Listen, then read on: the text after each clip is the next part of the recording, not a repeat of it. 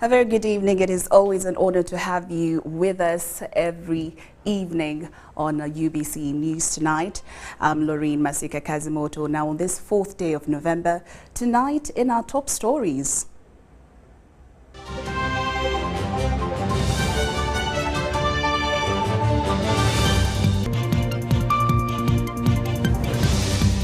President Museveni hosts Indian community to Diwali. Prime Minister Nabanja orders for fresh elections for Wandegea market management. Over 20 schools for the blind receive assistive devices to facilitate inclusive learning. And in sports, Ugandans to face Burundians in Uganda Boxing Championship League this weekend.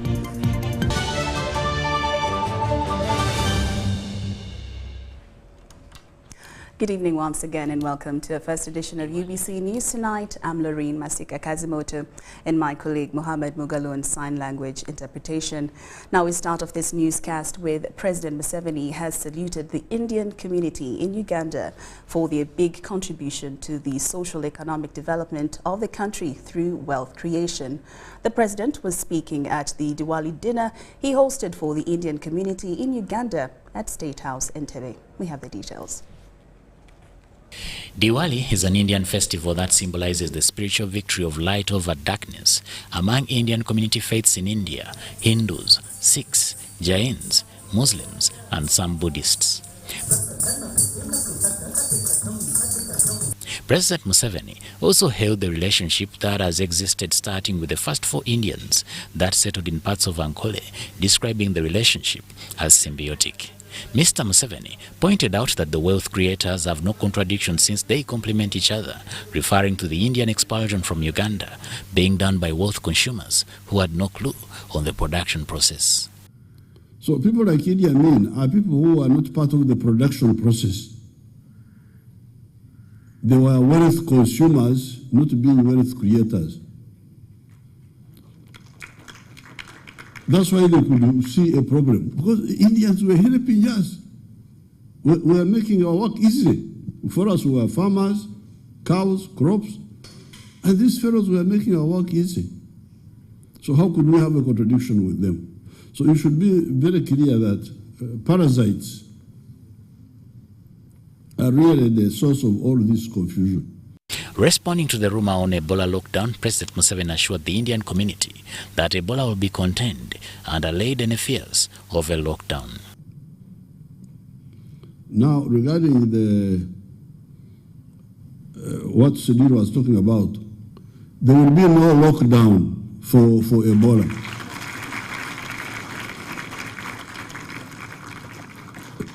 This we analyzed for you very clearly from the beginning. This Ebola disease is not really very serious. It's not like Corona. Corona was a very serious disease because Corona was infecting through the air, through breathing. Very dangerous. The Indian High Commissioner to Uganda, His Excellency Ajay Kumar, commended the excellent bilateral relations that Uganda and India continue to enjoy over the years. We have expanded and deepened our relations in many areas recently. National Forensic University of India and UPDF signed another MOU very recently to establish a campus of the prestigious Indian University in Uganda. This will be the first ever foreign campus of National Forensics University, Your Excellency. The chairman, Indian Association in Uganda, Mr. J.N. Mohan Rao, saluted the president for his support to the Indian community. We commend you for the well-thought out of well-implemented reopening of all sectors of the economy after the pandemic, and our business are back to operating full capacity.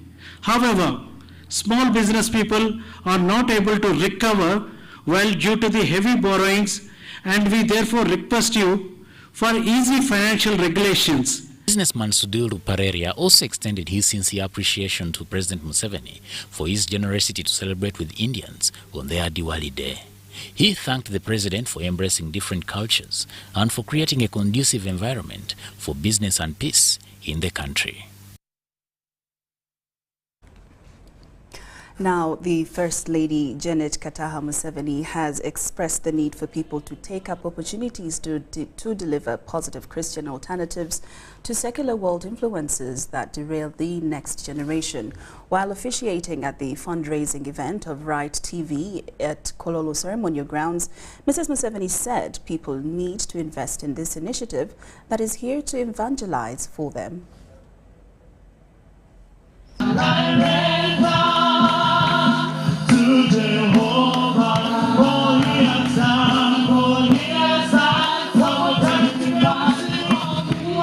Uganda has over 300 radios and over 50 television stations, including Right TV, a broadcasting platform that makes 1 year today. This online television was established by Kampala Revival Fellowship Church in 2021 after the COVID-19 first lockdown brought about a spiritual challenge of preaching the gospel because churches had been closed to the public. The objective of the Revival, Inspiration, Transformation, Education and Entertainment TV is to preach the gospel of truth and counteract the false gospel with a vision of providing Christ-centered teaching. Presiding over this event was the First Lady Janet Kataha Museveni, who said spreading the gospel door to door or from one individual to another is not an easy task. Evangelize really is what we need as a nation. And while this may sound funny today because of the competing priorities in our lives, many of us gathered here may not have the opportunity or even privilege of time to evangelize as we would want to particular target audiences from such a wide spectrum of society. So I urge you to give towards this cause so that Right TV can do it on your behalf. Indeed, Right TV provides a door of opportunity for us all to take part in evangelizing community. Right TV is a youth and young adults consumer media, given the fact that 70% of Uganda's population are young people and influenced by behavior of the secular world. Today, Right Television serves this population in Chara, reaching people within Uganda and across national borders through evangelism, discipleship, leadership, and skills development. God's word in propagating by the medium of digital TV as Right's initial segment. So, ladies and gentlemen, it is therefore imperative that we all take this opportunity to deliver positive Christian alternative to secular world influences that plague our next generation. The Minister for ICT and National Guidance, Dr. Chris Baryomosi, said his ministry is to collaborate with this Right TV through their mandate of national guidance. Also the false gospel that is coming in. You hear gospel based on prosperity, on riches. I think police acted where a pastor was paying the believers. All sorts of things are happening, and I think Reverend Aaron, we have worked together to see that Christianity remains Christianity, values remain values, and we do not accept some of those occurrences which are happening. This faith-based media platform has filled the gap that has been created by absence of religious-based instruction, like building moral infrastructure of the country. The question therefore is, how do we package content that is appealing to all age groups using faith-based media? Because otherwise they will say that the content is boring. Programming rich content that includes social interaction through drama, for example, edutainment via soaps that reinforce positive values, documentaries, spiritual and developmental messages, in my view, will have a more transformational impact. on the young people's lives. Right TV needs over 400 million shillings to start a state-of-the-art broadcasting house. Gospel is free and everybody knows that because Christ paid the whole price on the cross. But please bear with us because spreading it is costly. It requires resources and financial support for setting up a state-of-the-art studio. Personally brought a humble contribution of 30 million to you. I'm Nafka Farida and Abdul Nasir Wama in Kampala. The Ugandan government has refuted allegations by a section of Congolese citizens in that Kampala is aiding the current insecurity being witnessed in the territories orchestrated by the notorious M23 rebels. Now, in an interview with UBC, State Minister for Foreign Affairs Henry Okello Oryem refuted the allegations as baseless. Onyango Robert has more. We know very well that this is not the first time M23 has been around. Previously, M23 came to Uganda, and we hosted them somewhere in western Uganda until when the right time we gave them back to the government of Kinshasa. M23 is not manufactured, created, or any part of the UPDF. Early this week, a section of Democratic Republic of Congo, DRC residents, especially those in the Goma region, staged an anti-Uganda and Rwanda protest on allegations that the two East African Community member states are partly facilitating the current spate of insecurity in their territories. However, this has been widely refuted by the Ugandan government. These people who claim that or allege that the government of Uganda is supporting rebel groups, especially M23, are talking absolutely rubbish. I've said before that this is rubbish.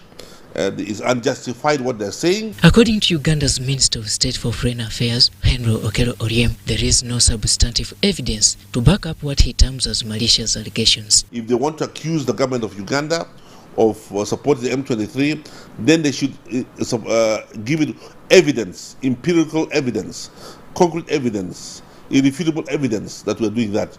Short of which, I repeat, it is absolutely rubbish. Oryem reiterates Uganda's commitment to the East African protocols, which among others have prioritized peace in the region. It is not in the interest of the government of Uganda to support any M23 or support any negative forces in the Eastern DRC. To the contrary, it's to our benefit, the benefit of this country, that we should stand side by side with the Kinshasa government under President Tshisekedi and get rid of the negative forces who are in Eastern DRC, including M23, ADF, and NALO.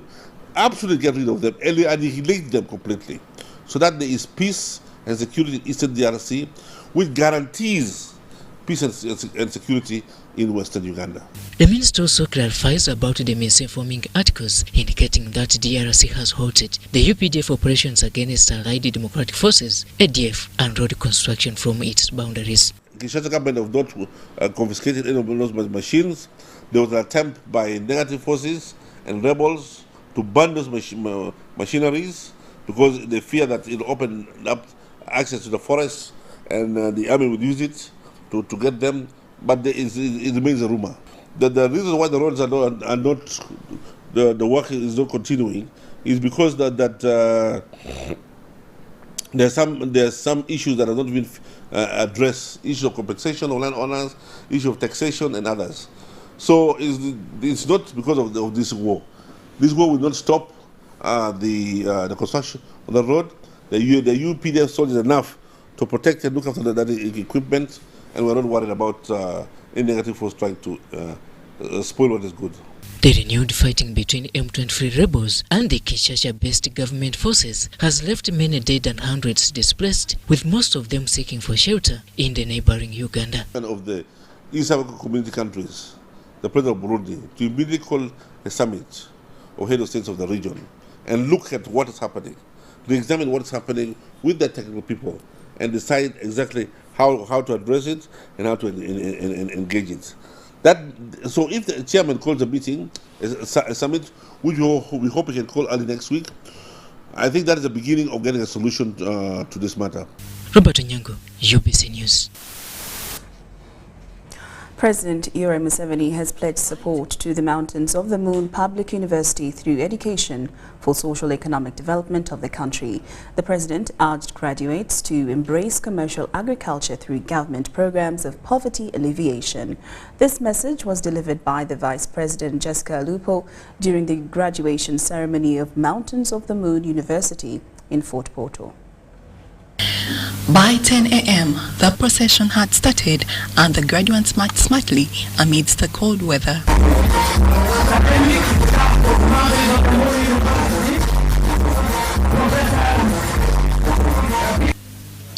Before the Vice-Chancellor constituted the Assembly, the chairperson, Mountains of the Moon University Council, retired Colonel Tom Butime, handed over instruments of power to Engineer Ben Manyindo. Instrument of power to the new chairperson of council. Engineer Manyindo becomes the new chairperson of the University Council. I constitute this assembly into the 14th congregation of the Mountains of the Moon University. Speaker after speaker, they all commended government for supporting and considering Rwenzori region by giving it a public university. And we thank the government of Uganda for having allocated 200 acres of land at Kiambogo by the Uganda Land Commission for purposes of research, teaching, and demonstration of best practices to the farmers, especially those who have been mobilized in the Rwenzori region. Dr. Joyce Muriko Kaduchi, who represented the Minister for Education and Sports, Janet Kataha Museveni, guided the university to serve in harmony and adopt a transparent and ethical means of operation. Do what is necessary to ensure harmony at the university, which will be demonstrated by evidence of continuous learning activities. It will be demonstrated by evidence that there are no strikes at this university. It will be demonstrated by excellency in all operations. Government pledged its support to the university in areas of training towards socio-economic transformation and also pledged more support towards infrastructure development. Government will continue supporting and working closely with Mountains of the Moon University for the socio-economic transformation of our country by developing the badly needed human resources and skills in the world of work. The president was represented by Vice President Jessica Alupo. A total of 749 students graduated in different disciplines and were awarded diplomas, degrees, and masters. And thanks for your coming to Mountains of the Moon.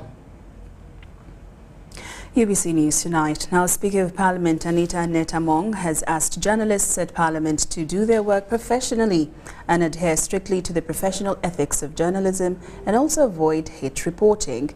She made the remarks during the swearing-in and handover ceremony of the new leadership of Uganda Parliamentary Press Association, a body that unites all journalists at Parliament of Uganda. Shamim Naiga reports.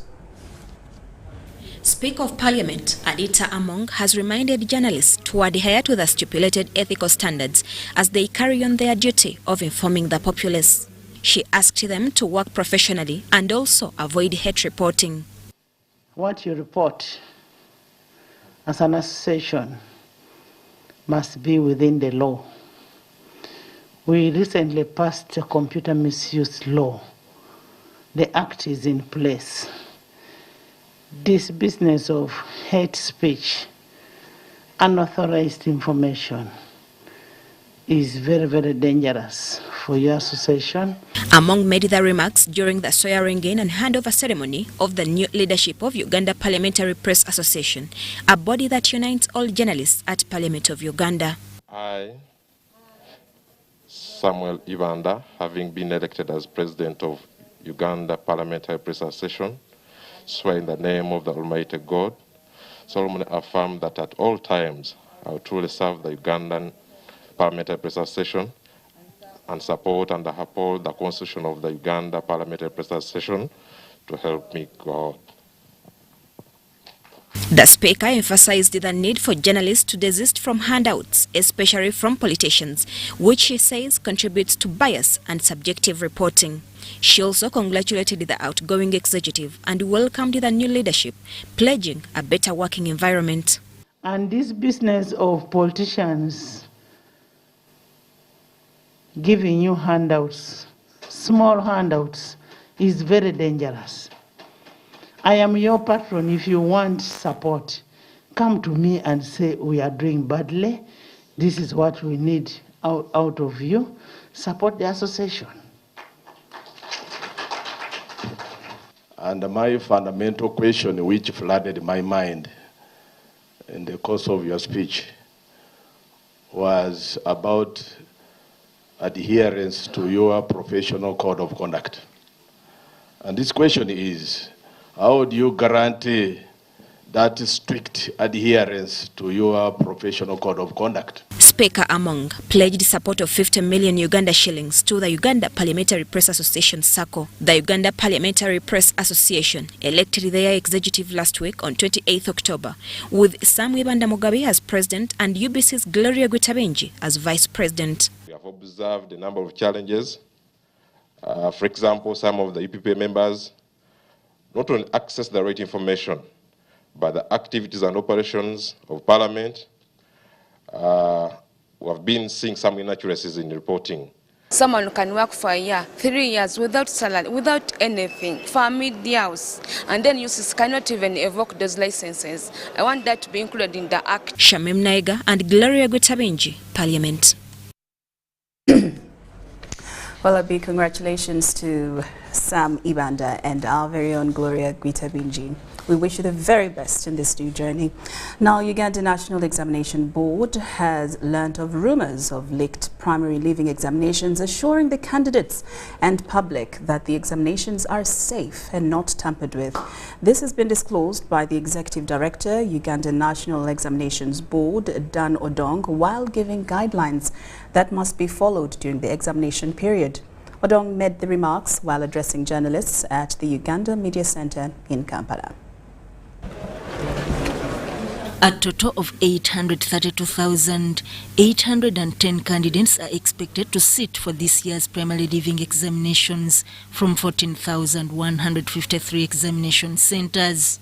Of these, 61 candidates are inmates from Upper Prison School, Luzira. The Executive Director, Uganda National Examinations Board, Dan Odong, says 2,316 candidates were registered to have special needs education requirements, registering an increase of 717 candidates. Odong refuted allegations of leaking the 2022 primary leaving examinations on different social media platforms and assured candidates that they have what it takes to pass the examinations because the questions have been drawn from what they have studied. For the districts of Kasanda and Mubende that are under lockdown, Odong said UNEB is in touch with UNICEF that will transport the officers under strict adherence to the standard operating procedures against the Ebola virus disease. All the candidates were therefore treated as contacts. The information that we now have is that all those children who had tested positive for Ebola have been treated and they have all recovered. However, they and the other pupils are still under observation.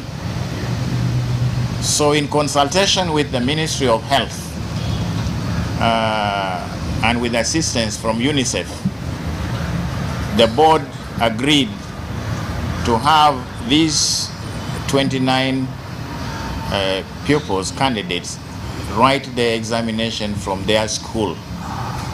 They will not be taken to write the exam where they were registered in one of the schools nearby. For invigilators and scouts who negligently allow malpractice to happen under their watch, Odong said they will be dealt with accordingly. They have been negligent, they have allowed examination malpractice to take place and nothing has touched them. I want to warn them that those who are going to be negligent and allowing examination malpractice to take place under their watch will be dealt with under Section 26(1)(g) of the UNEB Act, which provides for a term of imprisonment of 5 years upon conviction. Heads of centers have been asked to inform the candidates circumstances that may lead to disqualification or cancellation of their results. Social media has been awash with rumors that the 2022 PLE had already leaked 1 week to the start of the examination. This false story worried a lot of parents and even the candidates. I think somebody was just hungry for a bad story and so created this for whatever motive we can. Members of the public have also been urged to provide information that may lead to people involved in suspected examination malpractice, giving assurance of protection. Religious leaders have been asked to offer prayers for the candidates from today, Friday, till Sunday for a peaceful PLE. Sudat Kaye. Right, now primary 7 candidates will be sitting for their primary living examinations next Monday on the 7th of November 2022. As is the norm, different schools are in final preparations of dedicating their learners to God for intervention. We have a detailed story. Primary living examination in Uganda has been administered annually since 1966 by Uganda National Examinations Board UNEB to grade 7 for students in public and private schools. The PLE is a high-stake and mandatory examination that certifies completion of primary education, allowing students wishing to pursue secondary education. Even when much content has been imparted by teachers fit for examination, schools are putting everything to God through prayer as a way of dedicating candidates. Tweteekateeka okukola ebibuuzo bya P7 era kyensuubira tusigazaawo ennaku ntono tezikyagala ennaku 15 naye abakalombolombo abaana bamala okubasomesa emyaka 2 basomesa nga beteekateeka okukola ebibuuzo tuwasabira so olunaku lwaliro Friday tugenda okusabira abaana baffe abagenda okukola ebibuuzo by'omusanvu kibuuzo eky'omusanvu nga olunaku Friday tutandise n'abasiraamu tugenda basabira muzikiti wano Namwojjolo then enkya olw'omukaaga tusabire Seventh Day then ku Sunday era tusabira byagera kwegatta ku bana baffe abakati b'ekyenda Namagunga tubasabire. The candidates thanked all stakeholders who have prepared them well for PLE, but most importantly, they have put God before everything else. First, I would like to thank Allah for giving us the gift of life, and we are still breathing. Second, I would like to thank the director for the financial support. Lastly, I call upon my fellow candidates. We have learned so much. We are now reaching the climax. We have to just keep on revising, and we pray that God. Our teachers have taught us much from term 1 up to now, and we should not forget God. That's why we are going for prayers right now. The school imam at Jit Nursery and Primary School adds that it's a commitment to always surrender all burdens to God, urging all candidates to give a few minutes to God before every examination so that He sets a stable path for them. Abana nkakasa nti bawulira era akagambo kosembeza yakanyumidde nnyo ate nnyo ke kagambo k'abaana babo bwe baba batuuka oba naatera ogenda okufuna okusooka okukola ebibuuzo mubeere ne wuzi naye bwe bakukwasanga olupapula bwawo ti sooka n'ekigambo bisimillah omala okukyogera mula mu lupapula otandika okukola bye bakubadde Allah ajja kubeera ng'abawo obwanguzi saba Allah abawo obwanguzi Allahumma. Sudat Kaye, Jimmy Aloli, UBC News. Prime Minister Robinah Nabbanja, State Minister for Local Government Victoria Besigye Rusoke, and Kampala capital city officials have paid a courtesy visit to Wandegeya Market to ascertain allegations of taking over market stalls by financially stable persons. This has prompted the Prime Minister to immediately cancel the current leadership of Wandegeya Market, ordering Kampala Capital City Authority to organize fair elections for its management.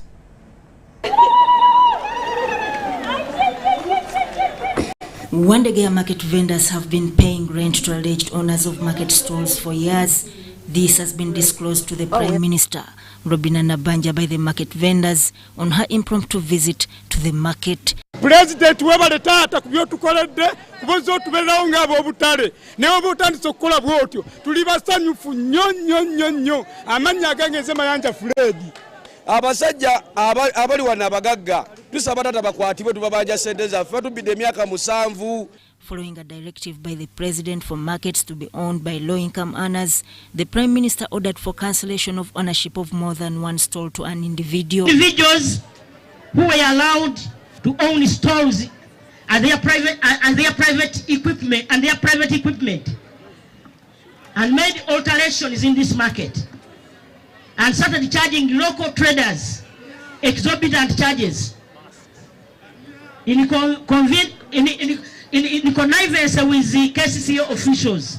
Abo badogamba ntibaina manyi balya tebaina manyi kubanga bali mu mivuyo. Nabanja noted that cold rooms are now being used as offices, calling for an kakati president yalagidde bwati. Premier Nabanja reminded the vendors that the market is government-owned and private individuals that charged the vendors in connivance with KCCA officials are to be investigated. The issue of landlords in government markets, not only here, should stop henceforth. Ntibobanga omanyori badde landlord wano obuyinza bwo bukomye leero. The vendors seconded the decision made by the Prime Minister for Kampala Capital City Authority to organize fair elections for new leadership of the market. State Minister for Local Government Victoria Rusoke said the interim management committee did not adhere to the guidelines issued by the ministry regarding the management of the market. We are here to settle down the commotion which is emanating. People wanted to lock the market. It's against the law. The market is here to serve them, so we are going to make sure there is peace, there is harmony, and there is transparency. Mrs. Rusoke highlighted some administrative lapses by Kampala Capital City Authority officials failing to sign tenancy agreements with all the vendors. Twajikwasa list eno mu mwaka gwa 2013 mu mwezi gwa Oktoba. Naye ensobi KCCA gye yakola bwe twamala ogiwa obuyinza. Eteeka ligamba nti yandibadde ekola endagaano nabana abantu ne musayininga nti Rosemary Kiza yenanyini mudaala namba eno n'akola endagaano ne KCCA. Endagaano eno egibwamu buli myaka 2. Bwe baagaba emidaala egyo emidaala emirala gyali tenaggwa, so ne kusigala emidaala nga 6 ndowooza bo gye baazanyiramu ne bakola byonna bye baagala. This follows factions created by vendors, which include that of My Small, Zen and Kayanja, and another one by Jita, all alleging to have been given powers by Kampala Capital City Authority. The vendors are now hopeful that the government will look into their issues and opted for the replanning of the market to attract customers. The vendors say Kampala Capital City Authority must be fair in conducting the new leadership and a non-partisan committee to run the market in the time being. The memorandum of understanding signed by Kampala Capital City Authority and the Minister of Local Government did not introduce the landlords as alleged, and documentary evidence of the facts is available. Sudat Kaye, UBC News.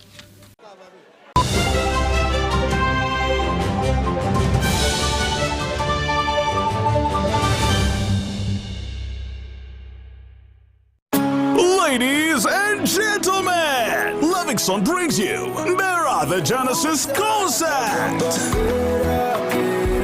On 26th November 2022 at Kololo Airstrip, come we celebrate gospel music as we take you through the Genesis, featuring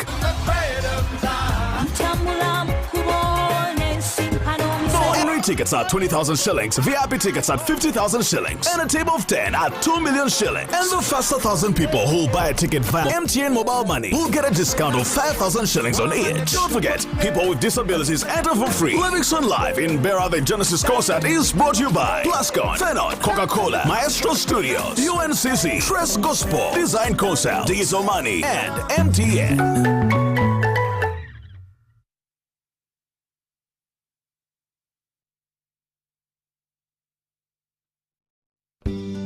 At Timex Nutrition Center, we advise you on the right foods to eat, exercise profile to adopt, and lifestyle strategies which are compatible to your blood group and genotype. This empowers your body to prevent and treat many diseases like diabetes, blood pressure, arthritis, ulcers, obesity, and many others. For more information, find us at our head office in Kampala on Nassa Road, Conrad Plaza, 2nd floor, or call 0758 819 952 or 0778 288 361. We also have other branches in Barra and Jinja.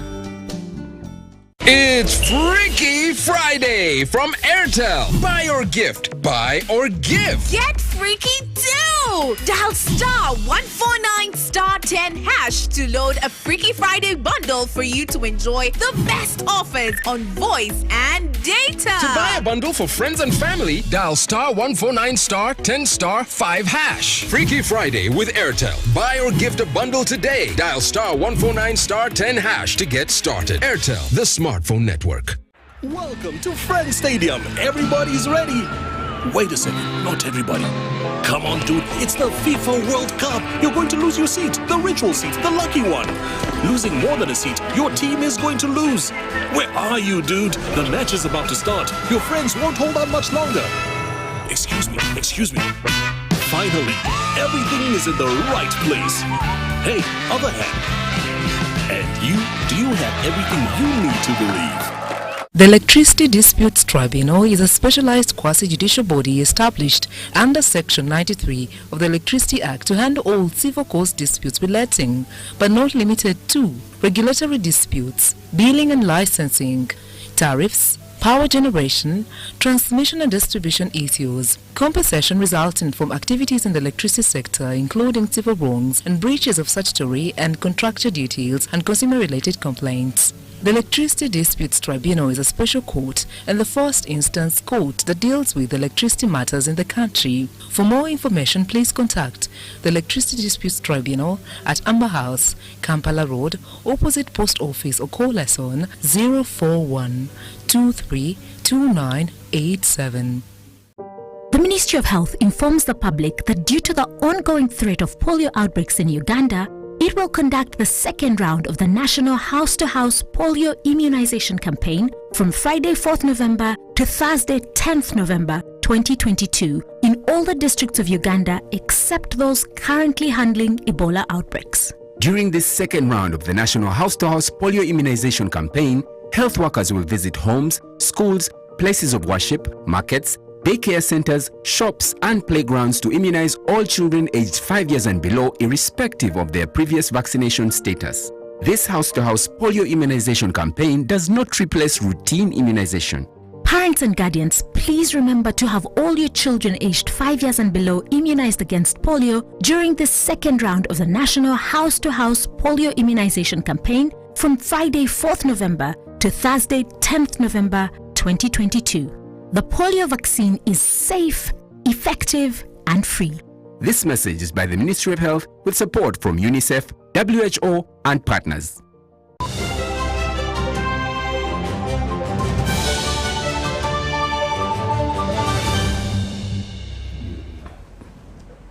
Welcome back from that break, and we're glad that you're still with us. A 19-year-old girl from Lira district has been bedridden for over 2 years and is seeking 24 million shillings to do a complete hip replacement. Mercy Akite lost mobility during the first lockdown when the joints on her hip got stiff. Mercy was assisted by a group of well-wishers to replace one side of the hip, but currently lacks money to carry out a second surgery on her left hip. Experts say she has only 6 weeks for a better result. We have more.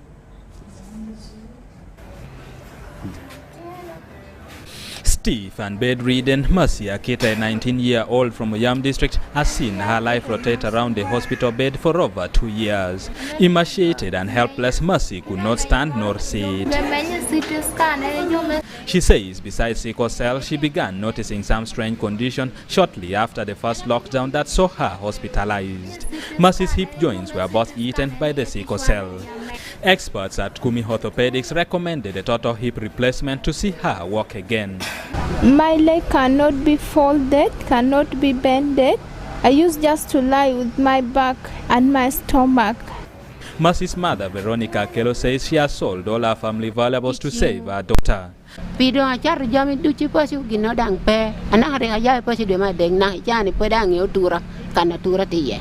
Early this year, a kind-hearted student of Lira University, Irene Akech, spearheaded a rigorous fundraising to get Mercy back to her feet. Bambi, we tried.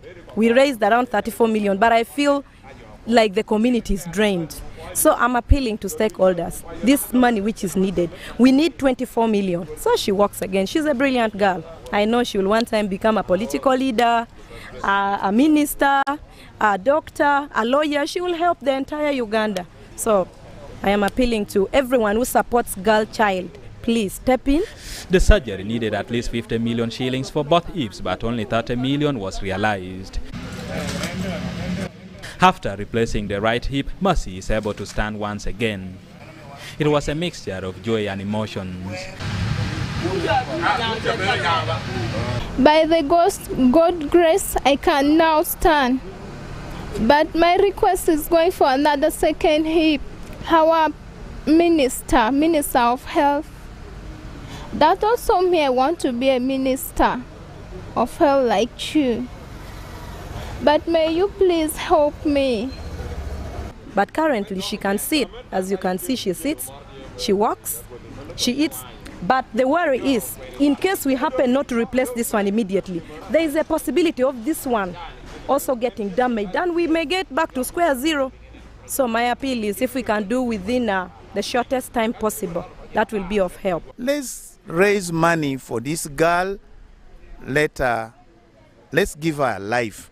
Because after this, she needs to go back to school. And there are still many out there. See, when the girl called me, today I'm very happy that at least she can walk. So I'm appealing to whoever is out there, let's help the girl. At least 25 million is required for the second replacement to completely restore her health. Eddie Olwa, UBC News. Yes, indeed, reach out a hand and help little Mercy so that she can have a brighter and better future. Now, UBC News Tonight continues. President Yoweri Museveni is due to receive a Champion of Mobility Award at the upcoming Climate Change Conference scheduled to take place in Egypt. The award is in recognition of his humanitarian-led efforts towards an open-door policy for refugees crossing to Uganda and response to internal emergency disasters.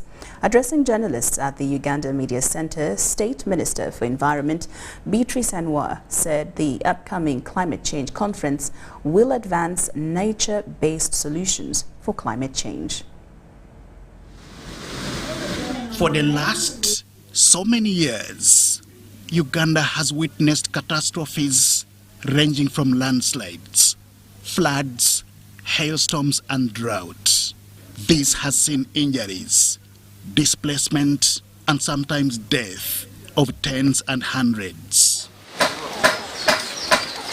In response, government has availed relief aid, treating injured victims, offsetting burial expenses, as well as relocating the displaced. To oversee leadership to such emergency responses has been the head of state. Because we have had how many catastrophes, locusts,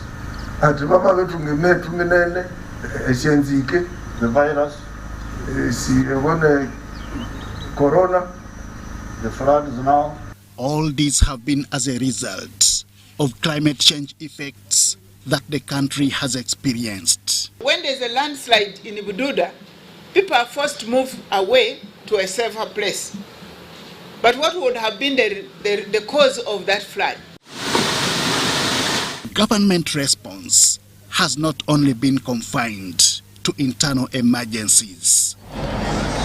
Externally, Uganda's policy on refugees has remained open door, giving asylum seekers a second lease of life. It is the reason why President Museveni is due to be recognized by climate change and emergency response advocates meeting in the Arab Republic of Egypt. General Yoweri Kaguta is set to receive the Champion of Mobility Award. Uganda equally is set to receive the African Climate Action Plan Investment Award, the Best Transport Development NDC initiative. This will be at the upcoming climate change conference scheduled to take place in Egypt. State Minister for Environment, Beatrice Anywar, says this will be an opportunity for Africa to lobby for more climate financing and nature-based solutions. Children transit from sitting, crawling, and slowly walking. That's why we are called least developed, and others are already developed. So you cannot put a crawling child to run with the one who's already running. But the child must be given time. There will be priorities for Africa that will be on the table, that we need to move away from the pledges that have been made to action. The 2022 United Nations Climate Change Conference will see a 15-man delegation from Uganda, led by 3rd Deputy Prime Minister Rebecca Alitwala Kadaga. COP27, as it is also known, will be held from 6th to 18th November 2022 in Sharm el-Sheikh, a city in Egypt. Henry Okrut, UBC. To say a word. The Ministry of Health has held a high-level meeting with Gavi, a Vaccine Alliance CEO, Dr. Seth Berkley, and immunization implementing and development partners in the country. The meeting was aimed at updating the Vaccine Alliance CEO and partners on the progress and performance of immunization in the country and the way forward.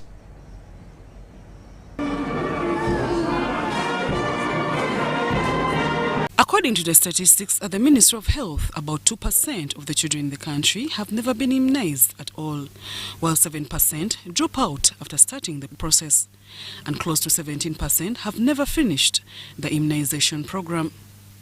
This puts the immunity of the population at risk, explaining the frequent outbreaks in the country. It is against this backdrop that the Ministry of Health top management held a high-level meeting with Gavi CEO to discuss the performance of immunization in the country.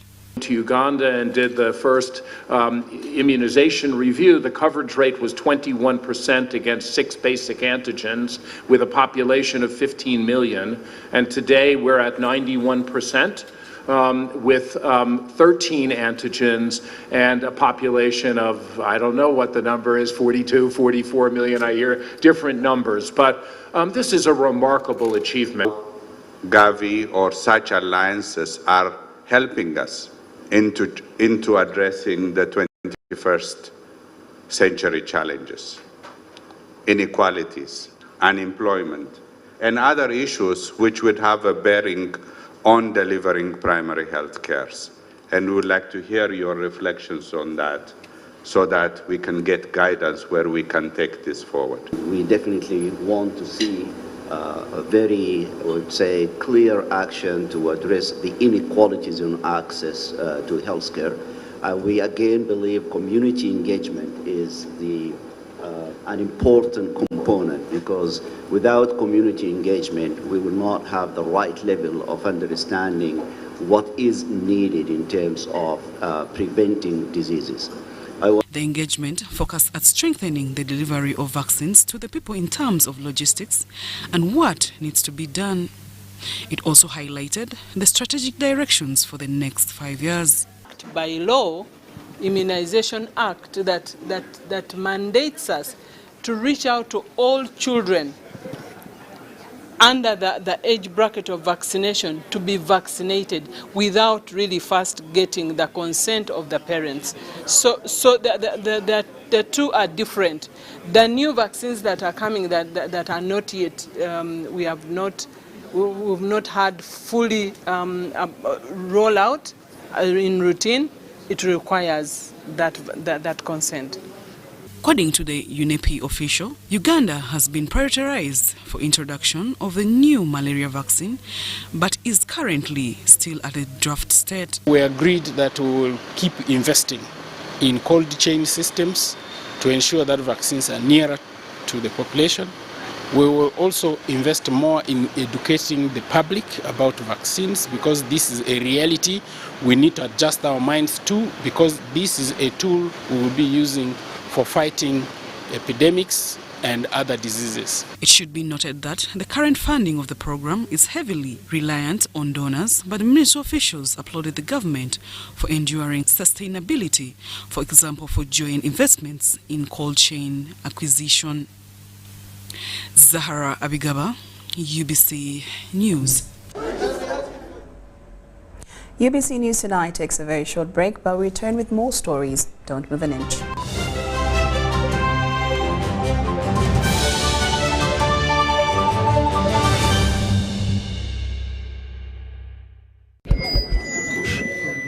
So, I'm here to announce that the MTN Kampala Marathon is back. And this year, we are running for babies. To be clear, I am not talking about a baby.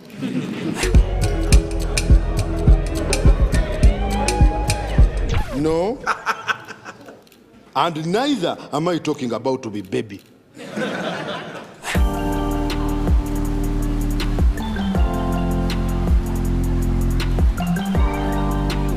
I am talking about these small dollars.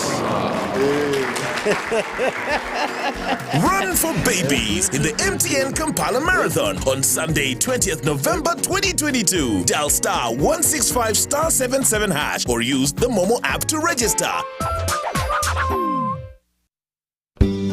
At Timex Nutrition Center, we advise you on the right foods to eat, exercise profile to adopt, and lifestyle strategies which are compatible to your blood group and genotype. This empowers your body to prevent and treat many diseases like diabetes, blood pressure, arthritis, ulcers, obesity, and many others. For more information, find us at our head office in Kampala on Nassa Road, Conrad Plaza, 2nd floor, or call 0758 819 952 or 0778 288 361. We also have other branches in Barra and Jinja.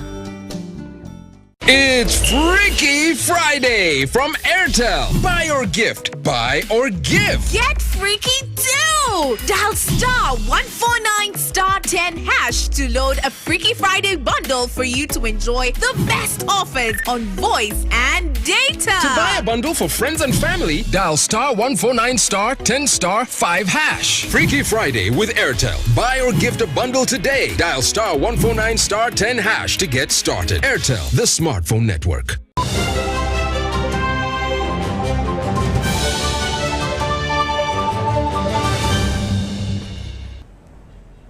Welcome back from that break. And now into the business scene. The European Union has launched a 18.5 billion shillings Uganda country window of the Edify Electrification Financing Initiative. The facility is funded by the European Union and targets projects providing access to reliable, affordable and sustainable electricity and energy services in developing countries. Dennis Sigoa reports. In December 2020, the European Union and EDFI Electrify agreed on establishing a dedicated Electrify country window for Uganda, with a specific funding package of Euro 5 million to be invested in renewable energy companies active in the country. We are there we have set up a fund for the start with 5 million euros to see if we can contribute to private sector initiatives, and then to see, together with the private sector, to invest in private sector initiatives in the renewable energy sector. That can be solar companies, establishment of mini-grids in villages so that the population has access to energy. The core purpose of the 18.5 billion shillings facility is to bring electricity to underserved communities. In the last 5 years, the EU has set up a program to support Uganda's energy sector worth more than 100 million euros, an initiative accomplished through a team approach. We're hoping to develop initiatives with guarantees through which we can work with the normal banking sector in order to have the very small companies.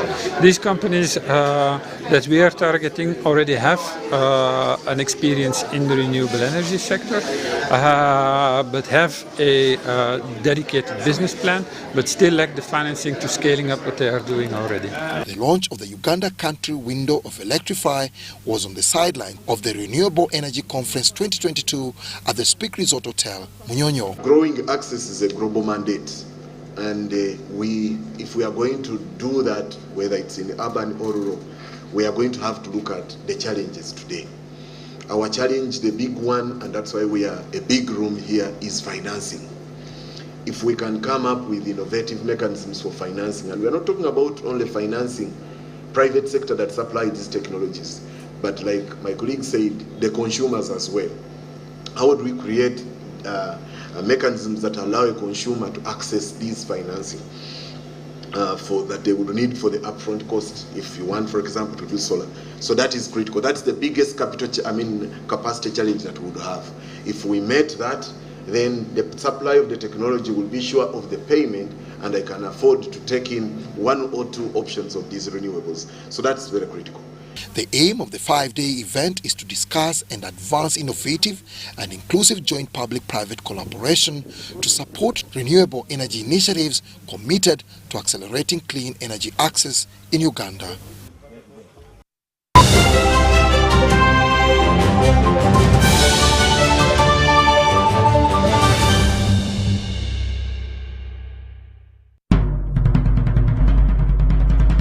The Ministry of Health informs the public that there are confirmed cases of Ebola in Uganda. We, however, urge the public not to panic as the situation is being managed. The Ministry of Health further reminds the public to be on the lookout for any persons who may show signs and symptoms of Ebola. These include high body temperature, abdominal pains, diarrhea, vomiting, bleeding from the body openings such as the nose, eyes, and mouth. Please inform the nearest health worker immediately if you see anyone with these signs and symptoms. To prevent Ebola from spreading further, please take the following preventive measures: regular washing of hands with water and soap, avoid handshaking and hugging, avoiding any contact with any suspected Ebola patients. Any person who dies suddenly should not be buried but reported to the nearest health worker or LC1 immediately. For further information, please call the Ministry of Health toll-free number on 0800 100-066 or send a free SMS to your report on 8500. This message is from the Ministry of Health with support from UNICEF and World Health Organization. It's Freaky Friday from Airtel. Buy or gift. Buy or give. Get freaky too! Dial star 149 star 10 hash to load a Freaky Friday bundle for you to enjoy the best offers on voice and data. To buy a bundle for friends and family, dial star 149 star 10 star 5 hash. Freaky Friday with Airtel. Buy or gift a bundle today. Dial star 149 star 10 hash to get started. Airtel, the smartphone network.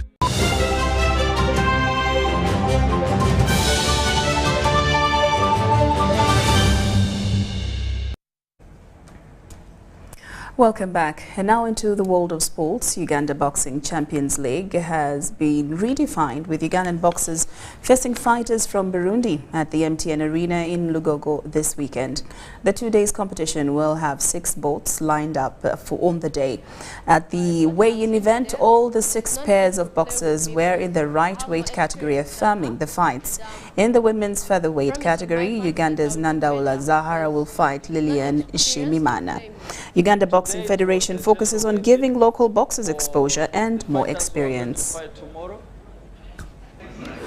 Today I'm from the official weighing in, and I've seen my opponent Lilian, but what I have seen today, she's not fit to play with me because I have more experience than her, and I'm promising my fans that I'll do better because she's not experienced to play me.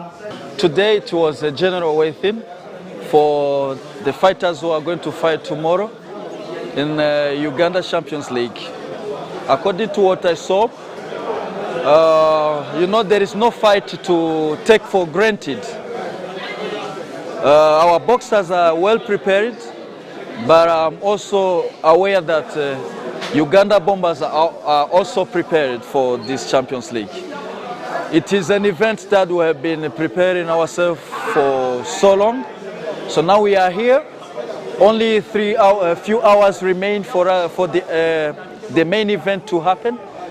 I can say that my boxers, my team, is well prepared, is fit and healthy for tomorrow's event. At now, I have only one chance to show the government that I can do everything, because for now I'm ready, because I have been training for so many times, and I was with my coach Chimbowa, from Matuga, praying for many things. When they won us, we try to go back home. Then we pick up ourselves. Then we go for working. So man, I'm promising my fans, my followers, by today, I'm gonna win this match, because I was training so hard, thinking about what will become tomorrow, and thinking what will become next day after tomorrow. So I'd like to thank Mr. President of UBF, Moses Mwangi, to give me this opportunity to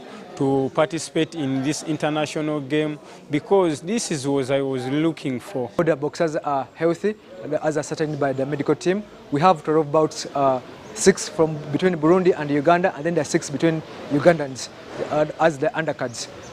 We are ready for tomorrow. The tickets will be on sale from 2 p.m. and then the bouts will be starting from 5 p.m. sharp.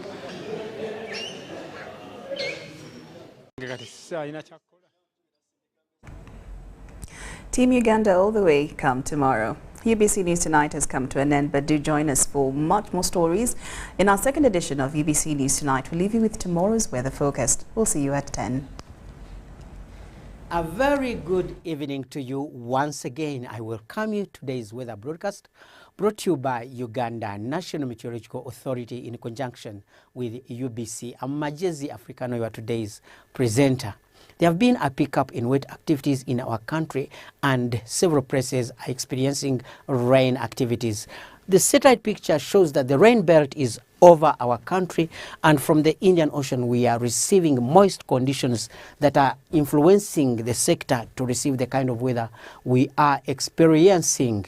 So tomorrow, in the same way, we expect light rains to be in scattered places over the southern sector, western and eastern sector, but the northern sector is expected to have a mixture of clouds and sunny conditions.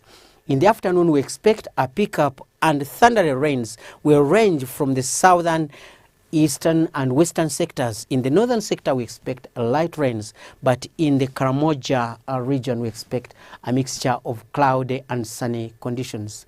We expect a drop in temperatures, and the highest is expected to be in Karamoja area with 29 degrees Celsius. Kampala is expected to have between 27 and 28 degrees Celsius, and the lowest is expected to be in the mountains of Kigezi, where we expect 23 degrees Celsius. Elsewhere across the globe, we expect Doha to experience sunny conditions. Washington, together with Beijing, are expected to have a mixture of clouds and sunny conditions, but Cape Town is expected to have cloudy conditions, and London is expected to have light rains. Thanks for being with us. Stay tuned.